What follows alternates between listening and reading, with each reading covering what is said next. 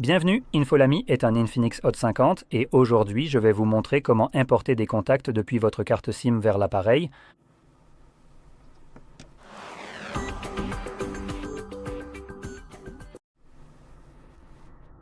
D'accord, pour commencer, vous devrez ouvrir votre application Contact indépendante.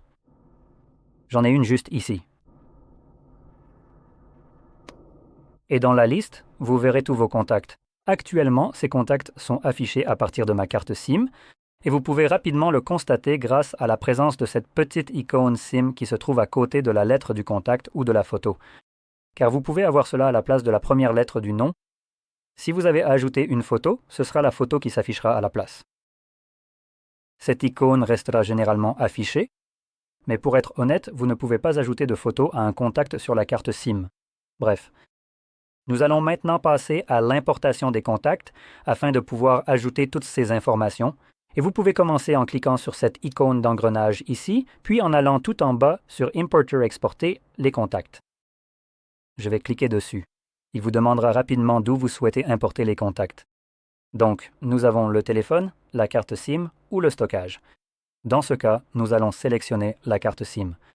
Maintenant, ce sera indiqué sous le nom de votre fournisseur SIM. Donc, par exemple, si vous avez T-Mobile, ce sera quelque chose comme T-Mobile. Je ne sais pas pourquoi c'est Mobile Vikings, peu importe, bref. Maintenant, nous allons cliquer dessus et ensuite il me demandera où je veux importer les contacts. Pour moi, il n'y a qu'une seule option pour l'instant, qui est le téléphone.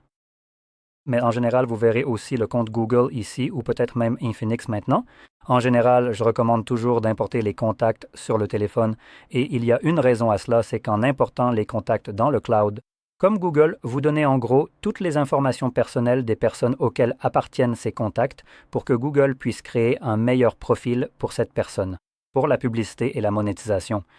Maintenant, étant donné que ni vous, en tant qu'utilisateur, ni la personne à qui appartiennent ces données ne voyez la moindre part de ces revenus que Google monétise évidemment à outrance, il n'y a aucune raison pour laquelle vous devriez leur permettre d'avoir ces données.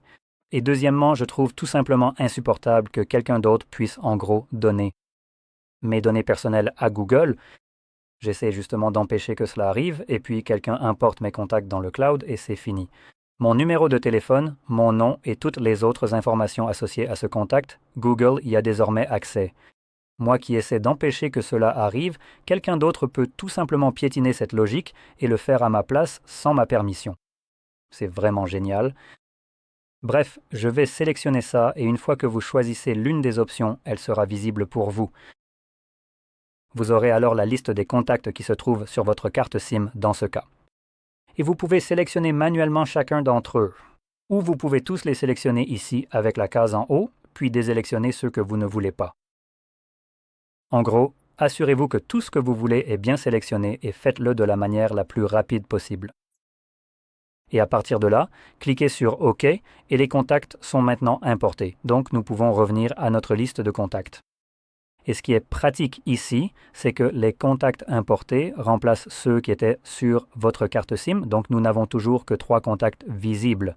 J'en ai importé 2 et ils ont simplement été échangés. Les 2 premiers contacts qui étaient affichés depuis la carte SIM ont été remplacés par ceux qui sont maintenant importés sur le téléphone. Et le dernier que je n'ai pas importé est toujours simplement affiché depuis la SIM. Maintenant, en allant dans les options, si nous cliquons sur l'un de ces contacts, puis sélectionnons le bouton Modifier, qui se trouve juste ici, vous pouvez voir que nous pouvons ajouter beaucoup d'informations. C'est l'une des raisons pour lesquelles je ne recommande pas d'importer dans le cloud, car toutes les informations qui se trouvent ici seraient en gros récupérées gratuitement par Google. Et ces informations peuvent être des choses comme votre prénom et votre nom, votre numéro de téléphone, pour lesquels nous pouvons en avoir plusieurs, ainsi que plusieurs adresses e-mail. La date de naissance par exemple, ou autre chose. Vous pouvez aussi l'ajouter comme note ou groupe. Et oui, donc vous voyez que toutes ces informations seraient disponibles pour que Google puisse simplement les monétiser.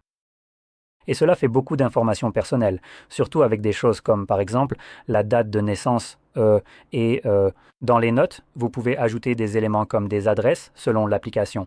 Certaines applications de contact, comme par exemple celle de Google, permettent effectivement d'ajouter une adresse, car elles fonctionnent en coopération avec Google Maps.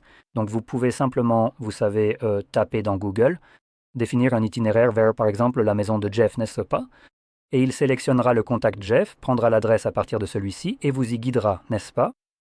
C'est un peu l'avantage, mais l'inconvénient, c'est que Google a maintenant des informations sur l'endroit où Jeff habite, sans la permission de Jeff. Bref, et pour parler d'autre chose, si on retourne à notre liste de contacts, si j'essaie de modifier celui-ci, celui qui est encore sur la carte SIM, vous verrez que je n'ai que deux champs différents que je peux modifier.